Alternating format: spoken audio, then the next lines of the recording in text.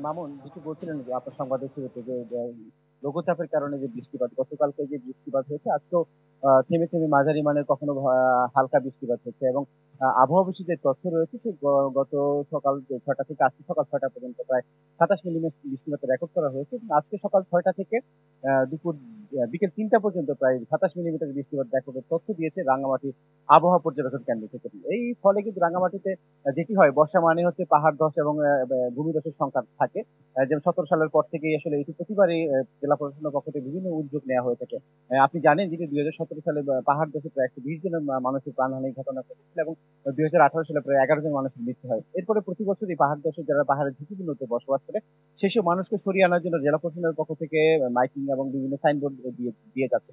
আজকে সকাল থেকে আমরা দেখেছি শহরের বিভিন্ন এলাকায় রাঙামাটি তথ্য অফিসের পক্ষ থেকে মাইকিং করা হচ্ছে। মানুষের যেসব স্থানে মানুষ ঝুঁকিপূর্ণ এলাকায় বসবাস করছে তাদেরকে সরিয়ে আনার জন্য যারা মাইকিং এর সতর্কতা জারি করছেন। আমি জেলা প্রশাসনের পক্ষ থেকে কিছুক্ষণ আগে একটি সভা হয়েছিল।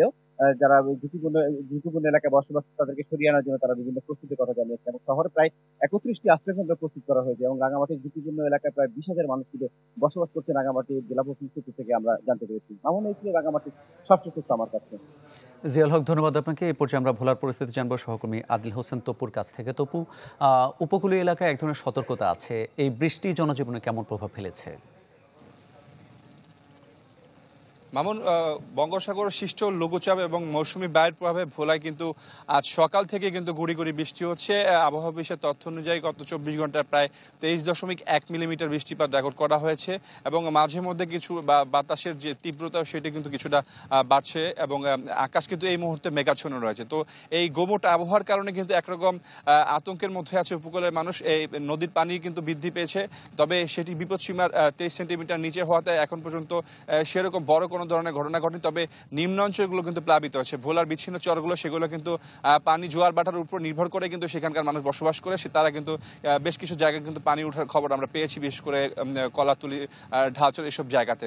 তবে 3 নাম্বার সিগন্যাল থাকার কারণে এখন পর্যন্ত সেরকম মানুষদেরকে সতর্ক থাকতে বলা হচ্ছে। বিশেষ করে যারা সাগরে মাছ ধরা নিষেধ থাকাতে যারা সাগর মোহনা যারা মাছ ধরছেন তাদেরকে নিরাপদ থেকে মাছ ধরতে বলা হয়েছে এবং নিরাপদ থাকার জন্য বলা হয়েছে। অন্যদিকে সিগন্যাল বাড়লে হয়তো যদি বাড়ে তাহলে হয়তো বা ভোলার সাথে লক্ষ্মীপুর সহ বিভিন্ন জায়গায় লঞ্চ চলাচল বন্ধ করে দেওয়া হবে। এছাড়া সার্বিক সতর্কতা থাকা হয়েছে এবং ভোলার এই মুহূর্তে কিন্তু এই আবহাওয়ার গোমট থাকার কারণে কিন্তু মানুষের মধ্যে উৎকণ্ঠা আছে।